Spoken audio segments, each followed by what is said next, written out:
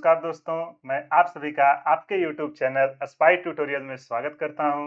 उम्मीद करता हूं आप लोगों की तैयारी बहुत ही अच्छी चल रही होगी। जैसा कि थंबनेल में दिख रहा है, टॉप करने का असली रहस्य वो यही है कि आप पीवाईक्यू जितने भी आए हैं, चाहे वो जेई हो या नीट हो, सबको सॉल्व करिए, सारे कॉन्सेप्ट को समझिए। नेक्स्ट ईयर उसी कॉन्सेप्ट पे फिर से क्वेश्चन पूछे जाएंगे। जैसा कि क्वेश्चन प्रैक्टिस की इस सीरीज में हम लोगों ने पिछले 2 सेशन में नीट में जो भी प्रीवियस ईयर के लेटेस्ट ईयर के क्वेश्चन आए थे, उनको डिस्कस कर लिया था। आज के सेशन में जो जेईई मेन के रिसेंटली इस साल के क्वेश्चन आए हुए हैं, उनको एक-एक करके डिस्कस करेंगे, ताकि आपको आइडिया लगे कि जो आप तैयारी कर रहे हो, क्या वो एग्ज़ाम के रिलेवेंट है कि नहीं? क्योंकि ये बहुत ही ज़रूरी है। आप अगर बियॉन्ड द एग्ज़ाम स्टडी करोगे, फिर से आपका रैंक नहीं आएगा।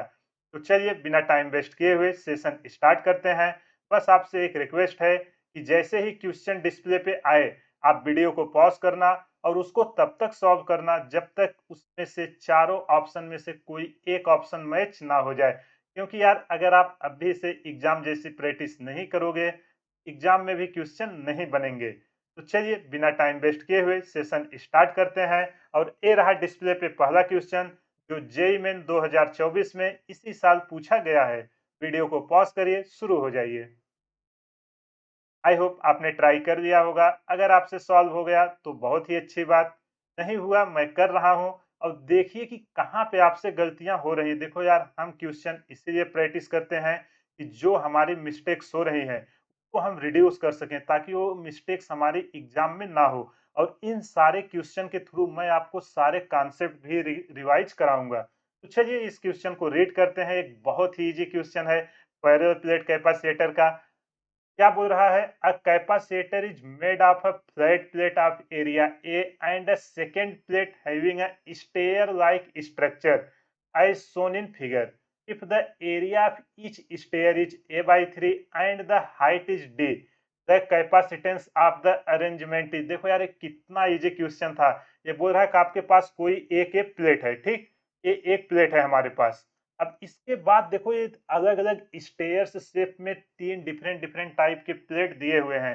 ये बोल रहा है कि इसके कारण जो हमारा इक्विवेलेंट कैपेसिटेंस आए वो कितना होगा। देखो अगर इसको मैं 2 नाम दूँ, इसको 3 दूँ, इसको 4 दूँ, तो देखो हमारा प्लेट 1 और 2 मिलके एक कैपेसिटर बनाएगा, प्लेट 1 एंड 3 मिलके एक कैपेसिटर बनाएगा और प्लेट 1 एंड 4 मिलके एक और कैपेसिटर बनाएगा। तो टोटल कितने कैपेसिटर बन गए हैं? 3 कैपेसिटर बन गए हैं। बोलो ये समझ में आया कि नहीं? तो यार मैंने आपको एक फार्मूला बताया था, याद है वो कॉन्सेप्ट? कि अगर हमारा कोई कैपेसिटर है, उनके बीच डिस्टेंस है डी और वो एरिया है ए, ठीक? और वो किसी मीडियम में रखे हुए हैं जिसकी परमिटिविटी है एप्सिलॉन नॉट। तो उसका कैपेसिटेंस का क्या फार्मूला होता था? Epsilon naught A divided by D. D उन दोनों प्लेट के बीच का डिस्टेंस होता था और ए जो इस प्लेट की एरिया है वो होता था। यहाँ पे देखो कंफ्यूज मत होना कि इसका ए है। हम जितना देखो, ए प्लेट जितना है, यहाँ पे कलर चेंज करते हैं, और ए प्लेट जितना है, इसका इतना पोर्शन ही तो मिलके एक कैपेसिटर बनाएगा। इसका एक पोर्शन मिलके इतना कैपेसिटर बनाएगा और इसका मिलके इतना कैपेसिटर बनाएगा। हमने कांस्टेंट देखा था कि एरिया सेम होना चाहिए। बोलो समझ में आया कि नहीं ये बातें? तो चलो मैं कैपेसिटेंस लिखना शुरू करता हूँ। तो यहाँ से आप मुझे बताओ, सी इक्विवेलेंट इक्वल टू, ये तो अपना कॉन्सेप्ट है, रिवाइज हो गया ना, क्वेश्चन ऐसे ही प्रैक्टिस करने हैं कॉन्सेप्ट समझ समझ के। C1 plus C2 plus C3, ये हमारा जो 1 बना रहा है इसका कैपेसिटेंस C1 दे दिए, इसका C2 और इसका C3। तो तीनों देखो यार हमारे कौन से क्रम में है? हमारे पैरेलल क्रम में है कि नहीं? तो समांतर क्रम में है कि नहीं? तो समांतर क्रम में है, तीनों हमारे ऐड हो जाएंगे सिंपली। तो आप मुझे बताओ, C1 की जगह हम क्या लिखेंगे? Epsilon not. एरिया हमारी कितनी है? इस प्लेट की एरिया है a बाई 3। तो हम a बाई 3 और इनके बीच का डिस्टेंस देखो, इनके बीच का डिस्टेंस कितना है? d। तो यहाँ पे हमने लिख दिया da हो गया हमारा पहला। इसी तरह दूसरा लिखेंगे एप्सिलॉन नॉट, एरिया है a बाई 3, यही है ना। और डिस्टेंस, अब देखो डिस्टेंस कितनी हो गई? यहाँ से d और यहाँ से d, तो ये डिस्टेंस हो गई है हमारी यहाँ से यहाँ तक कितनी डिस्टेंस? 2d हो गई है। कंफ्यूज मत होना, वो बस यही कैलकुलेशन के लिए दिया था और कुछ नहीं है। ये हो गया हमारा 2d। इसी तरह हम इसको करेंगे एप्सिलॉन नॉट, एरिया है हमारा a बाई 3 और अब डिस्टेंस कितनी हो गई है, देखो पहले प्लेट से चौथे प्लेट के बीच D plus D plus D, तो हमारा कितना हो गया है 3D। एकदम आसानी से, बस अब एकदम बेसिक सा कैलकुलेशन बचा है, एलसीएम लेके हम अरेंज कर देंगे, सारी चीजें हमारी हो जाएंगी। तो चलो यहाँ से मैं एलसीएम ले लेता हूँ। पहले कॉमन ले लेते हैं, क्या कॉमन है, epsilon naught A divided by D. जब इसको हम अंदर देंगे क्या आएगा, 1/3 प्लस 1/6 प्लस 1/9। बोलो इसमें कुछ है, अगर आपको कॉन्सेप्ट पता होता ना, आप यहीं पे तुरंत इसको कर लोगे विद इन 30 सेकेंड में, लेकिन मैं आपको कॉन्सेप्ट रिकॉल करा रहा हूँ ताकि नेक्स्ट टाइम फिर से अगर इस टाइप का क्वेश्चन आए तो आप आसानी से कर सको। चलो यहाँ पे सॉल्व करते हैं। यहाँ पे देखो क्या निकल के आएगा, epsilon naught A divided by D. अंदर क्या आएगा, एलसीएम, इन सब का एलसीएम हम लेंगे, कितना आएगा 18। ये हमारा हो जाएगा 3 6 18, 6 प्लस 3 प्लस 2। जब इसको हम सॉल्व करेंगे 6 3 9 2 11, तो जो हमारा इक्विवेलेंट कैपेसिटेंस निकल के आया है 11 epsilon naught A divided by 18 D. कौन सा ऑप्शन सही हुआ, कौन सा, 11 epsilon naught A divided by 18 D. देखो कितना इजी हमने इस क्वेश्चन को निकाल लिया, कुछ नहीं, केवल एक बेसिक सा कॉन्सेप्ट था और जेई ने उसी पे क्वेश्चन बना दिया था। तो यार मैंने जितना आपको बताया ना उससे बाहर कुछ भी नहीं आएगा। आप क्वेश्चन प्रैक्टिस कीजिए, पीवाईक्यू को 4 से 5 बार करके कॉन्सेप्ट को समझिए, देखना जब आप एग्जाम दोगे एक भी ऐसा क्वेश्चन नहीं रहेगा जो आपसे ना सॉल्व हो। चलो अगला क्वेश्चन डिस्प्ले पे, वीडियो को पॉज कीजिए और ईमानदारी से सॉल्व कीजिए 3 से 4 बार। जब से तब तक सॉल्व कीजिए जब तक इन चारों में से कोई एक ऑप्शन मैच ना हो।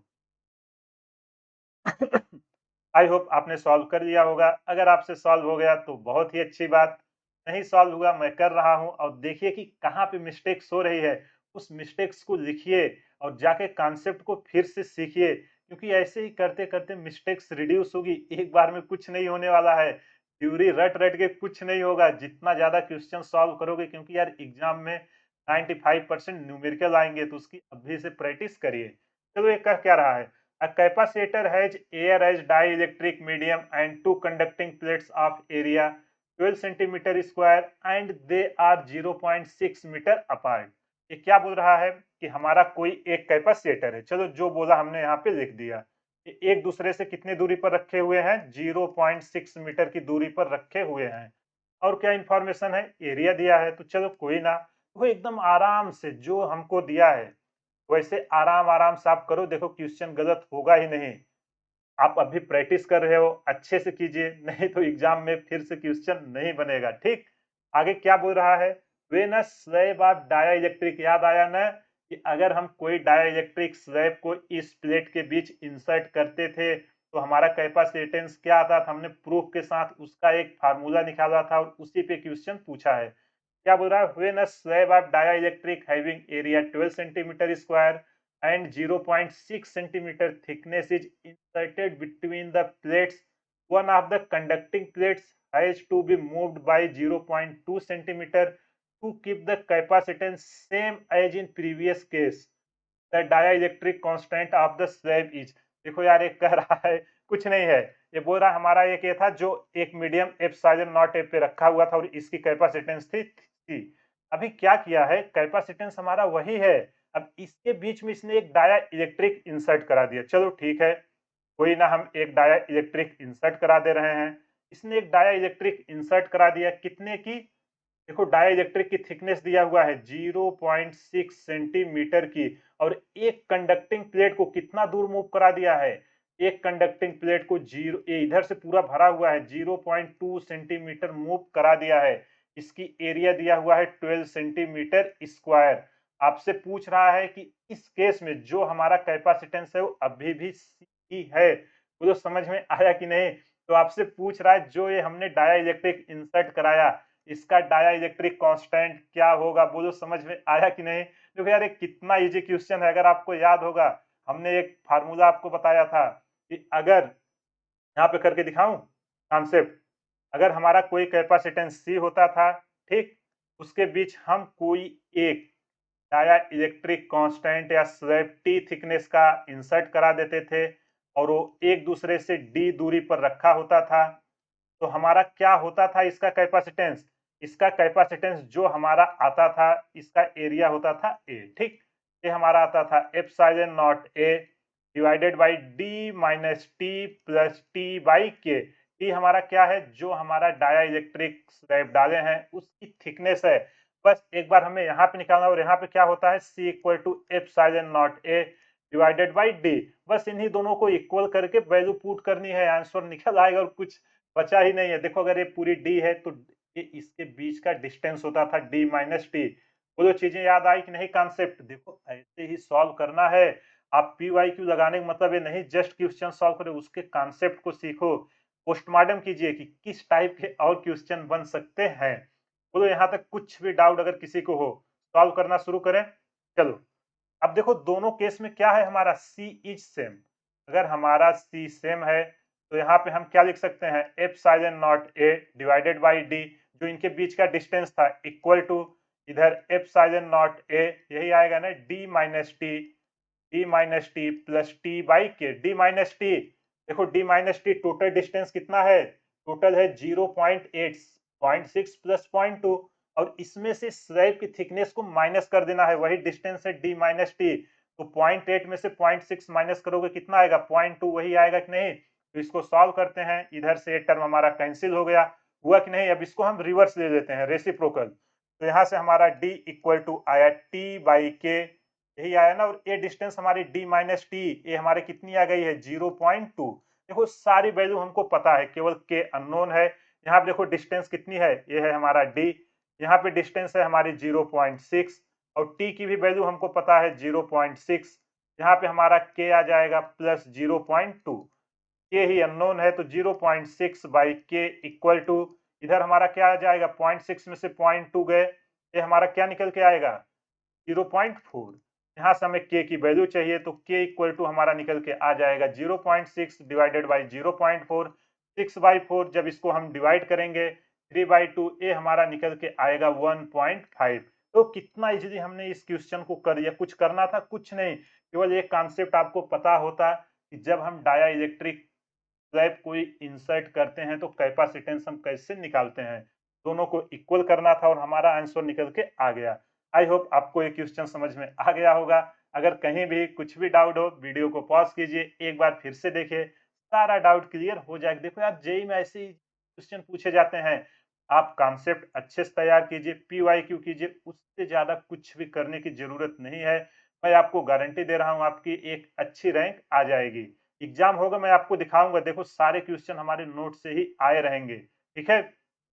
चलिए अगला क्वेश्चन ये रहा डिस्प्ले पे, वीडियो को पॉज कीजिए और शुरू हो जाइए, और तब तक सॉल्व कीजिए जब तक इन चारों में से कोई एक ऑप्शन मैच ना हो।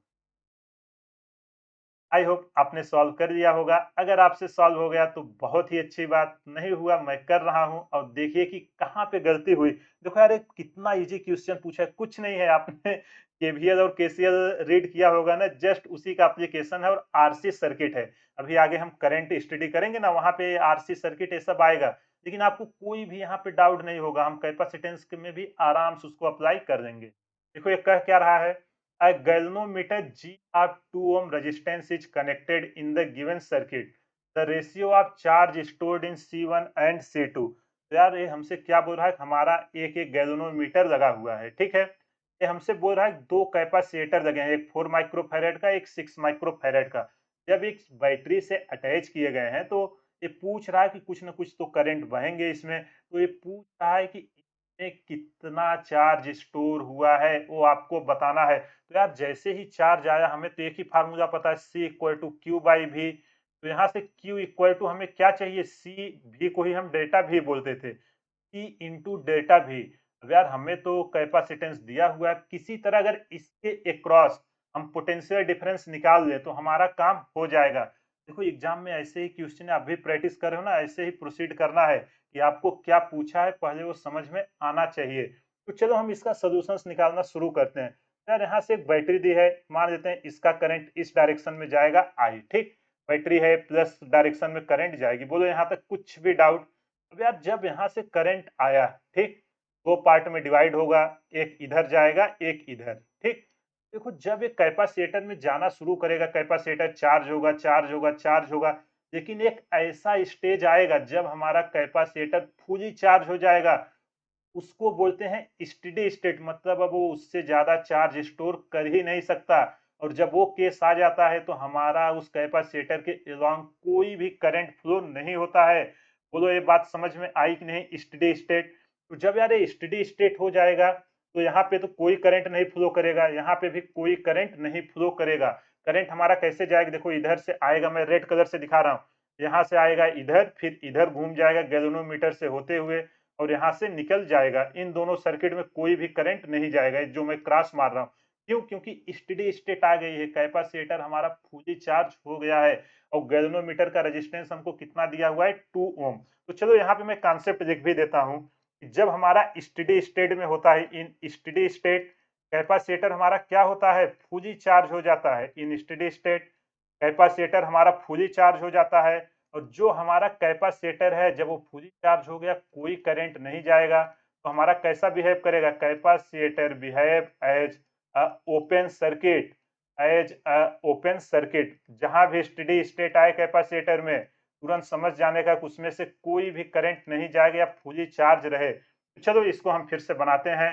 ये कुछ हमारा ऐसा आएगा। अब गैल्वेनोमीटर हटा के मैं उसका रेजिस्टेंस लगा देता हूँ, ठीक? कुछ ऐसा है कि नहीं? यहाँ पे हमारा क्या हो गया है? ओपन सर्किट, ठीक?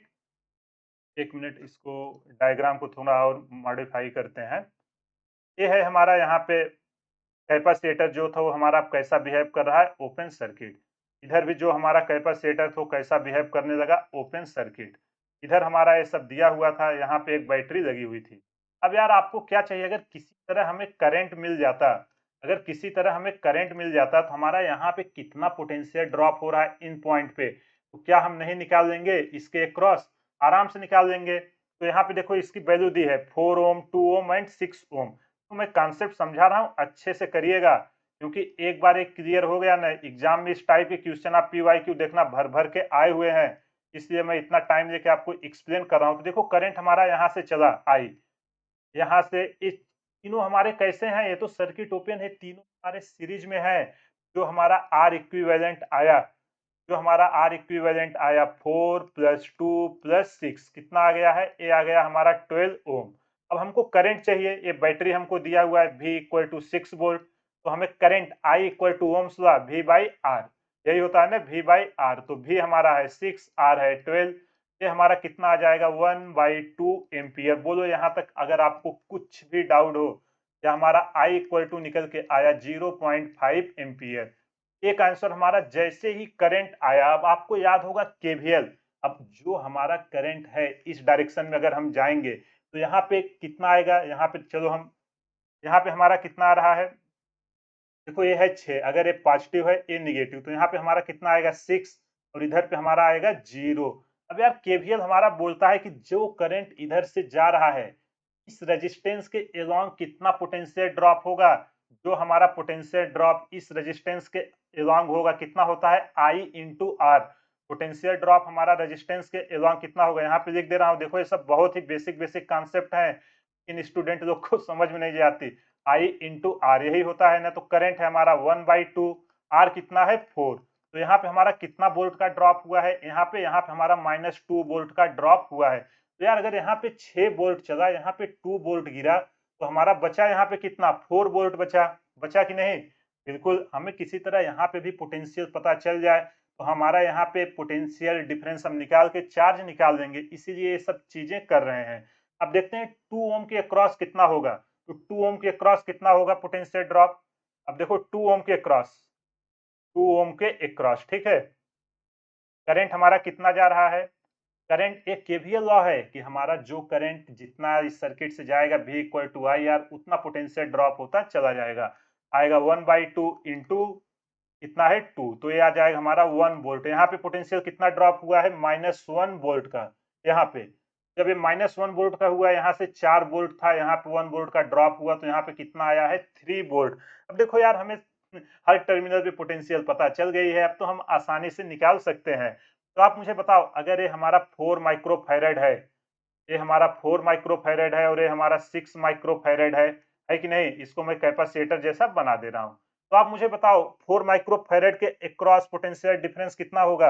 अगर इसको मैं नाम C1 दे दूं और इसको नाम C2 दे दूं, चलो अगली स्लाइड ऐड करते हैं।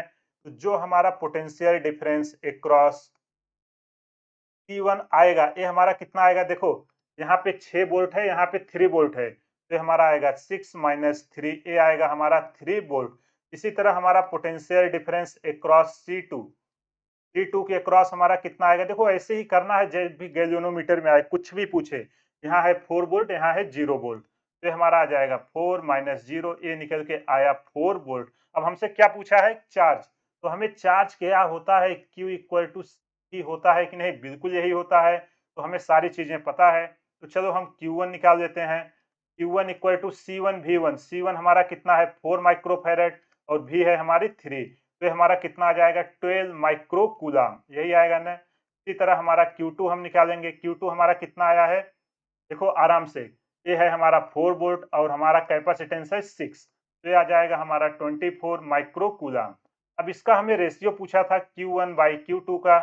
चलो कोई ना, Q1 बाई Q2 12 बाई 24, ये हमारा निकल के आ जाएगा 1/2। कौन सा ऑप्शन हमारा सही हुआ, 1/2, ऑप्शन डी। देखो इसको मैंने इसलिए इतना डिटेल में सिखाया, यहाँ पे आपको बहुत सारे कॉन्सेप्ट क्लियर हो गए। गैल्वेनोमीटर रहेगा, क्या होगा स्टेडी स्टेट का, अगर कभी बातें हो कैसे होगा, पोटेंशियल ड्रॉप हमारा कैसे होता है, किस बेसिस पे हम कंसीडर करते हैं, वो सारी चीजों को आप इस क्वेश्चन को करोगे ना, सब समझ में आ जाएगा। और इस टाइप के क्वेश्चन जेई में कभी पोटेंशियल का रेशियो पूछा है, कभी चार्ज का, कभी कैपेसिटेंस का, हर बार यही कॉन्सेप्ट है, बस पूछने के तरीके को बदला है। इसलिए अच्छे से इस क्वेश्चन को रिवाइज कर देना, क्योंकि इस टाइप के क्वेश्चन फिर से एग्जाम में आएंगे। चलो ये रहा अगला क्वेश्चन, वीडियो को पॉज कीजिए और शुरू हो जाइए। आई होप आपने ट्राई कर दिया होगा। अगर आपसे सॉल्व हो गया तो बहुत ही अच्छी बात, नहीं हुआ मैं कर रहा हूं, और देखिए कि कहाँ पे गलती हुई। देखो यार बहुत ही इजी क्वेश्चन है, केवल एनर्जी स्टोर्ड इन कैपेसिटर पे पूछा गया है। यही ऐसे इजी इजी क्वेश्चन पूछता है, जेई हो या नीट हो, एक बार आप कॉन्सेप्ट समझ गए ना, कुछ भी नहीं है। देखो ये क्या बोल रहा है, two identical capacitor have same capacitance C, one of them is charge to the potential V and other to the potential 2V, the negative ends of both are connected together, ठीक, when the positive ends are also joined together, the decrease in energy of the combined system is, देखो यार ये बोल रहा है कि आपके पास दो अलग अलग कैपेसिटर है, ठीक, एक का कैपेसिटेंस है C, तो चलो डायग्राम बना देते हैं। ये हमारा कैपेसिटर है, इसकी कैपेसिटेंस है C, ठीक, ये हमें एक बैटरी से अटैच किया गया है। इस बैटरी का पोटेंशियल कितना दिया हुआ है, इस बैटरी का पोटेंशियल हमें दिया हुआ है V वोल्ट। कैपेसिटर बना, ये है प्लस क्यू, ये है माइनस क्यू, दोनों प्लेट पे ऐसे चार्ज होते हैं। एक और कैपेसिटर है, ठीक, इसकी कितना है कैपेसिटेंस, इसकी भी कैपेसिटेंस देखो, charge to the potential V and also potential difference C, इसकी भी कैपेसिटेंस है C। और ये कितने से चार्ज हो रहा है, जो बैटरी यहाँ पे हमारी लगी है, वो बैटरी हमारी लगी है 2 वोल्ट की। तो आपसे पूछ रहा है कि इसके बाद इन दोनों कैपेसिटर को, अगर ये हमारा प्लस क्यू है, ये माइनस क्यू है, इन दोनों कैपेसिटर को हम प्लस को प्लस के साथ और माइनस को माइनस के साथ अगर हम ऐड कर दें, तो हमसे पूछ रहा है कि एनर्जी का लॉस कितना होगा, वही हमसे पूछा जा रहा है। तो यार आप मुझे बताओ, E इक्वल टू क्या होता है, कैपेसिटर की energy half C into V square. C क्या होती है, कैपेसिटेंस, और V क्या होता है, कितना उसका पोटेंशियल है, यही होता है कि नहीं। तो हम इसी को यहाँ पे यूज करने वाले हैं। तो चलो हम पहले E1 लिखते हैं, अगर इसको हम नाम 1 दें, इसको 2 दें, तो E1 इक्वल टू हमारा क्या आएगा, E1 इक्वल टू निकल के आएगा हाफ C, V की वैल्यू है V स्क्वायर। यहाँ पे देखो E2 हमारा कितना निकल के आएगा, हाफ इंटू C, V की वैल्यू यहाँ कितनी है, 2V का स्क्वायर। जब इसको हम सॉल्व करेंगे, E2 हमारा निकल के आएगा 2 दूना 4, 1 2 कट जाएगा, कितना निकल के आएगा, 2CV स्क्वायर। बोलो अगर यहाँ तक कुछ भी आपको डाउट हो, तो यार आप मुझे बताओ, जब इन दोनों कैपेसिटर को एक साथ हम ऐड करेंगे, इन दोनों को मिला के जो इनिशियल एनर्जी आएगी, इनिशियल एनर्जी, वो हमारा क्या होगा, आप बोलो। इनिशियल एनर्जी इन दोनों का कंबाइंड होगा कि नहीं, EI, इसको हम EI से लिख रहे हैं, E1 प्लस E2 होगा बिल्कुल। तो चलो वैल्यू पुट कर देते हैं, half CV square plus 2CV square, LCM लेंगे 2 आएगा, 2 2 जा 4, 4 प्लस 1 5, ये आएगा 5/2। एक कर दोगे कि भी, यार अगर ये नहीं कर पाओगे, क्लास 6 7 की चीजें हैं। 5/2 CV स्क्वायर, ये हमारी इनिशियल एनर्जी आई जब हम दोनों को कर दिए हैं। अब चलो अगला देखते हैं, जब इससे हम प्लेट को कनेक्ट कर दिए, ठीक है? आप कैसे भी लगाओ, एक कैपेसिटर हमारा इधर है, ठीक? और एक कैपेसिटर हमारा इधर। ये है हमारा प्लस, ये है माइनस, ये है प्लस, ये है माइनस। ये क्या बोल रहा है कि एक वायर से हमने क्या किया, माइनस वाले को ऐड कर दिया, ठीक? 1 मिनट, माइनस-माइनस को एक साथ ऐड किया है ना? तो आप किस प्लेट को किधर भी बना सकते हो। एक वायर से इसने ऐसे इसको ऐड कर दिया और एक वायर से इसने किसको ऐड कर दिया है, प्लस वाले को। तो आपको बोल रहा है कि जो एनर्जी डिक्रीज़ हुई कितना आएगा जब इसको ऐड किया है। तो यहाँ पे देखो यार, एक बैटरी लगेगी कि नहीं? अगर किसी तरह हमको एक बैटरी का वो पता चल जाता पोटेंशियल वीएफ, तो हमारी सारी चीज़ें हाफ सी भी स्क्वायर लगा के हम डिफरेंस लेके निकाल देते कि नहीं? बिल्कुल निकाल देते। तो यार आप मुझे बताओ, जब इन दोनों कैपेसिटर को हम अटैच करेंगे, व्हेन बोथ आर कनेक्टेड, तो हमारा क्या होगा? बोलो, बोलो। व्हेन बोथ आर कनेक्टेड हमने फर्स्ट चैप्टर में भी आपको बताया था। तो हमारा क्या होगा? पोटेंशियल हमारा सेम हो जाएगा व्हेन बोथ आर कनेक्टेड। जो हमारा पोटेंशियल है कुछ टाइम बाद दोनों कैपेसिटर पे क्या हो जाएगा? बराबर हो जाएगा। और उसी को हम इक्विवेलेंट पोटेंशियल वीएफ से दिखा रहे हैं। बोलो ये समझ में आया कि नहीं? अब यार अगर इस पे चार्ज Q1 हम लें, तो इस पे चार्ज स्टोर हुआ है Q1, इस पे Q2, जो हमारा फाइनल चार्ज स्टोर होगा वो कंजर्वेशन ऑफ चार्ज हमारा क्या बोलता है? जो हमारा कंजर्वेशन ऑफ चार्ज है, कंजर्वेशन ऑफ चार्ज हम क्या बोल सकते हैं? Charge can neither be created nor be destroyed. तो जो हमारा इनिशियल में चार्ज का सम था वही हमारा फाइनल में भी होना चाहिए कि नहीं? बिल्कुल।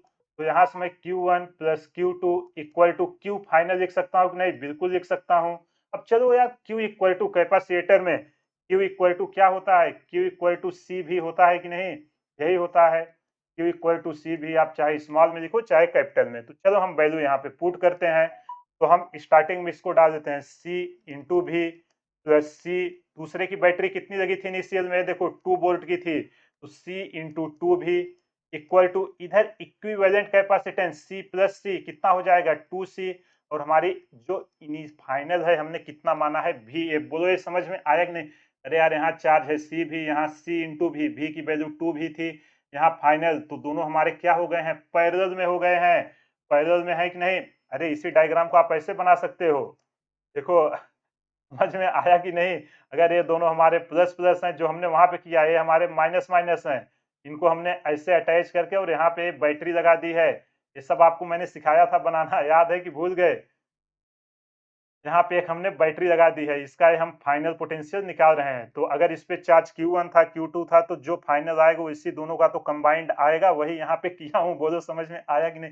ये तो सब चीजें तो आपको आनी चाहिए। तो यहाँ पे देखो यार, C कैंसिल हो गया। जो हमारा VF आया, VF हमारा कितना निकल के आ गया? 2 प्लस 1 3V, यही आएगा ना, 3V/2। तो ये हमारा निकल के आया फाइनल पोटेंशियल जो हमारी बैटरी ने दिया। जैसे ही पोटेंशियल हमें पता चला, तो क्या हम फाइनल एनर्जी नहीं निकाल सकते? बिल्कुल।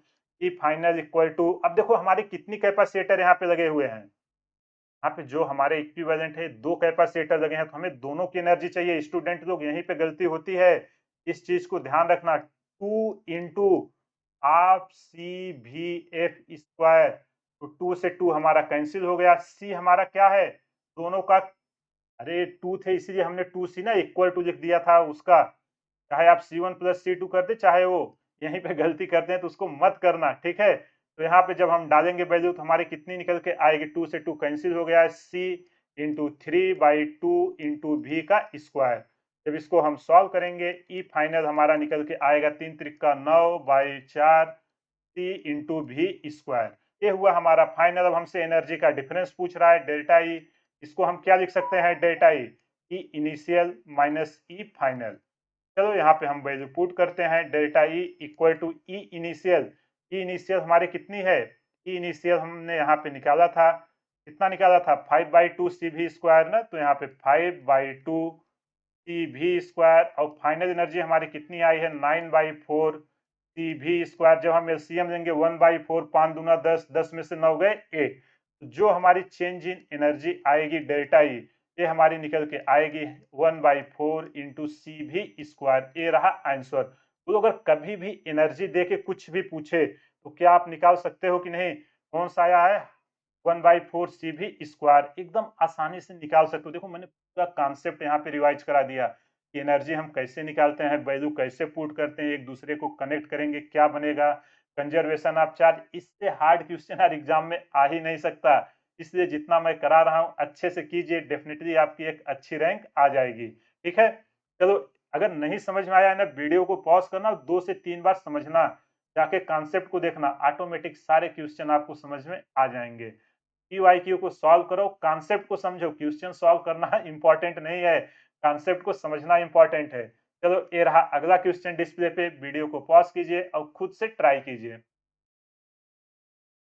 आई होप आपने ट्राई कर लिया होगा। अगर आपसे सॉल्व हुआ तो बहुत ही अच्छी बात, नहीं हुआ मैं कर रहा हूँ, देखिए कि कहाँ पे गलती हुई। देखो यार इस क्वेश्चन में क्या कर रहा है, in the network shown below the charge accumulated in the capacitor steady state जैसे ही देखे ये हमारा क्या है, फुली चार्ज है, मतलब यहाँ से कोई भी करंट अब नहीं पास होगा स्टेडी स्टेट के बाद। तो आपसे पूछ रहा है कि कितना चार्ज स्टोर करेगा। देखो 2024 में अभी एक क्वेश्चन आया था जो हमने शुरू में किया था, रेशियो पूछा था गैल्वेनोमीटर में इसी टाइप का, सेम एप्लीकेशन है। आप 2023 में देखना वहां भी इस टाइप के क्वेश्चन आए हुए हैं। तो चलो इसको हम सॉल्व करते हैं। ये क्या बोल रहा है कि हमारा एक कैपेसिटर लगा हुआ है, आरसी सर्किट इसको बोलते हैं, जिसमें रेजिस्टेंस और कैपेसिटर का मिक्सअप होता है। स्टेडी स्टेट मतलब कैपेसिटर फुली चार्ज हो गया है।